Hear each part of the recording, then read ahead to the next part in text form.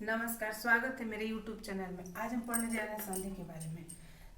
संधि परिभाषा देख लीजिए। दो वर्णों के मेल से उत्पन्न होने वाले विकार या परिवर्तन को संधि कहते हैं।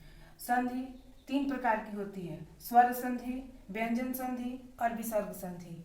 5 संधि जो है हिंदी और संस्कृत दोनों में एक समान चलती है। स्वर संधि को अच संधि कहते हैं संस्कृत में, व्यंजन संधि को हल संधि कहते हैं। स्वर संधि में ये 5 संधि आ जाती है: दीर्घ संधि, गुण संधि, वृद्धि संधि, यण संधि और अयादि संधि। इसी तरह संस्कृत में इसके 8 भेद होते हैं। संस्कृत में कितने भेद होते हैं? 8 भेद होते हैं। ये तो हुआ हिंदी और संस्कृत सेम है, हिंदी और संस्कृत ये सेम है। संस्कृत जो संधि आप हिंदी में पढ़ेंगे यहाँ पे वही संस्कृत में भी पढ़ेंगे। संस्कृत में 3 और पाठ हो जाएंगे अधिक। एक होता है पूर्व रूप संधि, पूर्व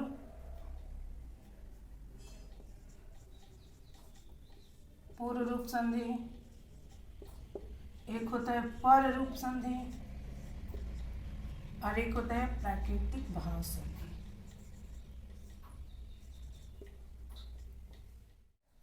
देखिए, जैसा कि हम लोग जानते थे, दीर्घ संधि का डिटेल में हम लोग पढ़ेंगे। दीर्घ संधि को कैसे हम बनाते हैं, कैसे तोड़ते हैं। बहुत सारे लोगों को दिक्कत होती है संधि को समझने में। यदि अ, आ, ई, बड़ी ई, छोटा उ, बड़ा उ, री के बाद समान स्वर आए तो उनके स्थान पर दीर्घ आ, ई, उ तथा री हो जाता है। कैसे हो जाता है इसको आज हम इसमें जानेंगे। जैसे आपको ये शब्द दिया गया है: दिनांक, पुस्तकालय, विद्यार्थी, कविंद्र, परीक्षा, भानुदय, लघुर्मी और पितृदथी। इसको कैसे हम तोड़ेंगे? तोड़ भी दिए तो जोड़ने के लिए हम कैसे जानेंगे? देखिए, सबसे पहले एक चीज हमको ध्यान रखनी होती है संधि में कि प्रथम शब्द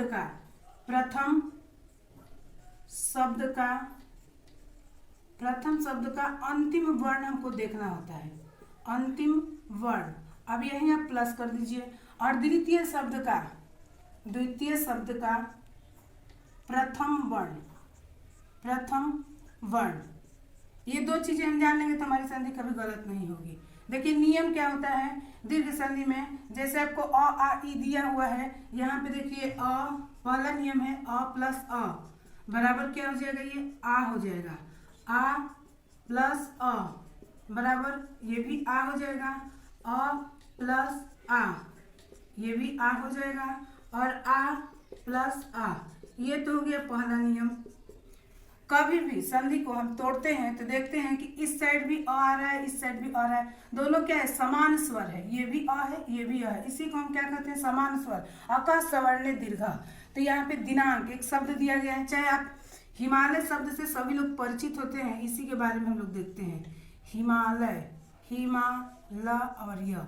हिमालय शब्द को जब हम तोड़ते हैं तो इसकी संधि विच्छेद होती है हिम धन आलय, हिम धन आलय, हिम धन आलय। अब देखिए, इसको हम तोड़ दिए हैं तो इसको हम चेक करेंगे कि ये बना कैसे है। तो यहाँ पे कहा गया प्रथम शब्द का अंतिम वर्ण और द्वितीय शब्द का प्रथम वर्ण। तो यहाँ हम देखेंगे कि ये प्रथम शब्द का अंतिम वर्ण हमारा म आ रहा है। और हम जानते हैं कि सभी व्यंजन वर्ण में हलंत लगा हुआ होता है। अगर हलंत नहीं है तो उसमें अ छुपा हुआ होता है। अब इसको हम तोड़ेंगे तो म से क्या निकल के बाहर आएगा? अ। और यहाँ क्या है हमारा? आ। जब दोनों का मेल होगा, क्योंकि पहले ही बताया गया है कि यहाँ पे समान स्वर आने पे विकार उत्पन्न होता है। यही विकार क्या होता है? हमारा संधि होती है। जैसे यहाँ पे आ, जब ये दोनों का मेल हुआ तो यहाँ आया। यहाँ नियम आप देख सकते हैं अ प्लस आ, पहला नियम आपको मिल गया। अब इसको हम चेक कैसे करेंगे कि सही है कि गलत है? तो ऊपर से देखिए हिम, अब म में से अ निकल के आ गया तो यहाँ हम क्या लिखेंगे? हिम, ही और म में हम हलंत लगा देंगे। क्यों? क्योंकि अ को हम बाहर निकाल दिए हैं। बचा हमारा ल और य, तो ल और य यहाँ लिख देंगे। और ये जो विकार हुआ है, जहाँ से संधि टूटती है उसी के बीच में यहाँ लगाया जाता है। हम सभी जानते हैं कि आ का सिंबल ये होता है, यह एक मात्रा होती है और इसी को हम बीच में जब लगाते हैं किसी भी व्यंजन में अगर स्वर लगाते हैं तो इस हलंत को हटा देते हैं। देखिए आपका ये शब्द बन के चला आया हिमालय। इसी तरह आगे बहुत सारे यहाँ पे एग्जाम्पल दिए हुए हैं, आप इसको भी देख लीजिए। इसको मिटा के और आगे 2-3 एग्जाम्पल को बता दे रहे हैं।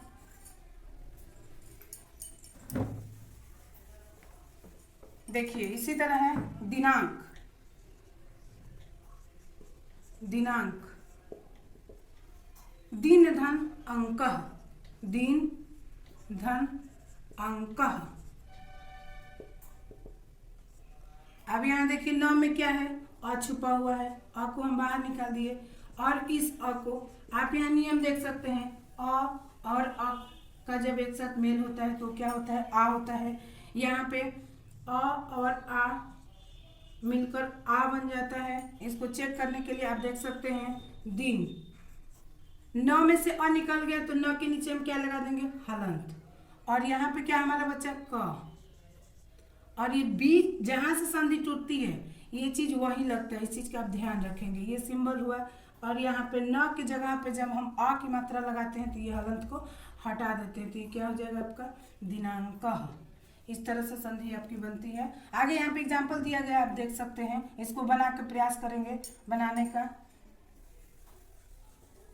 एक शब्द आप और देख लीजिए, पुस्तकालय।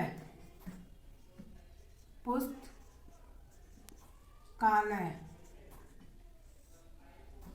इसको जब हम तोड़ेंगे तो ये क्या हो जाएगा, पुस्तक धन आलय। पुस्तक धन आलय। अब पुस्तक को अंतिम वर्ण क्या है, क है। क में से हम क्या निकालेंगे, अ को बाहर निकालेंगे। अब यहाँ द्वितीय शब्द का प्रथम वर्ण क्या है, आ है। अ और आ मिलकर क्या हो जाता है, आ हो जाता है। इसी तरह इसको देखने के लिए कि सही है कि नहीं, ऊपर से उतारेंगे। देखिए यहाँ तक तो सेम उतार देंगे। पुस्तक, क में क्या है, अ बाहर निकल गया तो इसमें हलंत लगा देंगे। और ये जो विकार उत्पन्न होता है इसका सिंबल ये है, हम यहाँ लगा देते हैं पुस्तक। और ये ल और ये पुस्तकालय। देखिए इस तरह से संधि आपकी कितनी आसानी से बन गई है। आगे देखिए दूसरे नियम में। अब इससे पहले आप क्या देखे, अ और अ वो एक समान वर्ण थे। ये भी क्या है, ई और ई एक समान वर्ण है। बड़ी ई हो चाहे छोटी ई हो, छोटी ई हो चाहे बड़ी ई हो, जब हम शब्द को तोड़ेंगे तो यहाँ पे देखेंगे कि इस साइड भी ई आए और इस साइड भी ई आए। जब दोनों का विकार होगा तो ये बड़ी ई का रूप ले लेगा। क्यों, क्योंकि हम लोग दीर्घ संधि को पढ़ रहे हैं। तो देखिए कविंद्र, एक शब्द है क्या, कविंद्र। अब इसको हम तोड़ेंगे, तोड़ संधि विच्छेद कर दिए हैं तो ये कैसे समझ में आएगा। देखिए कवि धन इंद्र। अब व, प्रथम शब्द का अंतिम वर्ण व है। व के पहले क्या लगा हुआ है, ई की मात्रा लगी हुई है। ई को हम ऐसे लिखते हैं और इधर से भी ई को उतार लेंगे। ई और ई का मेल होगा तो ई क्या हो जाएगा, बड़ी ई हो जाएगा। ठीक है। अब आगे देखिए शब्द को कैसे बनाएंगे। क, अब यहाँ पे व रहेगा। क्यों रहेगा, क्योंकि यहाँ पे जब ई को निकाल दिए हैं तो यहाँ ये हलंत के रूप में आ जाएगा। ये भी ई नीचे आ गया, बचा क्या हमारा न और द्र। अब जहाँ से हम संधि को तोड़ते हैं वहीं पे इसको उठा के रखते हैं। तो हलंत हटाएंगे तो यहाँ पे मात्रा को रख देंगे, तो यहाँ पे छोटी ई के जगह पे बड़ी ई हो जाएगा। ये क्या हो जाएगा, कविंद्र। अब इसी तरह दूसरा भी देख लीजिए, परिधन इच्छा। क्या होता है, परिधन इच्छा। अब इसमें से प में, र में से भी क्या निकालेंगे, ई को निकालेंगे और यहाँ भी ई, दोनों का मेल कर देंगे तो ये हो जाएगा बड़ी ई। अब देखिए शब्द को बनाने के लिए हमको क्या करना होगा, प, यहाँ पे र ले आएंगे। र में से ई निकल गया तो यहाँ हलंत लगाएंगे और बचा क्या हमारा, आधा च और छ बचा, परीक्षा। तो यहाँ पे हम क्या करेंगे, ई को जहाँ से संधि टूटती है, ध्यान रखना है कि संधि जहाँ से टूटती है उसी वर्ण पर जो ये परिवर्तन होता है, जो ये विकार होता है, इसको यही रखना होता है। जब हम व्यंजन को स्वर के साथ रख देते हैं तो ये हलंत हट जाता है। तो ये क्या हो जाएगा, परीक्षा। आपका शुद्ध शब्द क्या हो जाएगा, परीक्षा। लेकिन परीक्षा को हम लिखेंगे कैसे, ऐसे लिखेंगे, परीक्षा। इसी तरह से जैसे हम अ आ का देखें, अ प्लस अ बराबर आ, वापस ई प्लस ई बराबर ई। इसी तरह से उ प्लस उ बराबर बड़ा ऊ को देखेंगे। इसमें एक एग्जाम्पल आप और देख लीजिए, भानुधन उदय, भानुदय। ठीक है, अब यहाँ शब्द को हम कैसे बनाएंगे? ये तो हुआ आपका संधि विच्छेद। अब शब्द को हम जोड़ेंगे कैसे? भानुधन उदया। अब भानु में क्या है? छोटा उ का मात्रा है। भा में क्या है? नु में छोटा उ की मात्रा है। अब यहाँ से निकल के आएगा आपका उ, और ये उ दोनों को जब मिलाएंगे तो ये क्या हो जाएगा? नियम के अनुसार आप देख सकते हैं यह बड़ा उ हो जाएगा। अब इसको हम जोड़ेंगे, शब्द बनाएंगे, तो ये भा, ये न में से उ निकल गया तो हलंत हो जाएगा, और ये बचा क्या? द और यह, तो ये क्या हो जाएगा? उदयः। अब ये बीच में इसका सिंबल ऐसे होता है, आप पढ़े होंगे, तो ये क्या हो जाएगा? न में लग जाएगा। क्यों? क्योंकि जहाँ से संधि टूटती है हम वहीं से इनको स्वरों को लगाते हैं, तो क्या हो जाएगा? भानु उदयः। इस तरह एक और देख लीजिए आप लघुर्मी का, लघुधन उर्मी, लघुधन उर्मी, लघुर्मी। अब देखिए घ में क्या है? उ की मात्रा है, यहाँ क्या है? उ की मात्रा है। उ को जब मिलाएंगे तो ये क्या हो जाएगा? बड़ा उ हो जाएगा। क्या हो जाएगा? बड़ा हो जाएगा। इसका सिंबल ऐसे होता है। जब हम शब्द बनाएंगे तो क्या करेंगे? पहले ल, फिर घ को लिखेंगे, घ में हलंत लगाएंगे। क्यों? क्योंकि इसमें से स्वर निकल चुका है, स्वर को हम नीचे लिख दिए हैं। बचा हमारा क्या? म और ओ।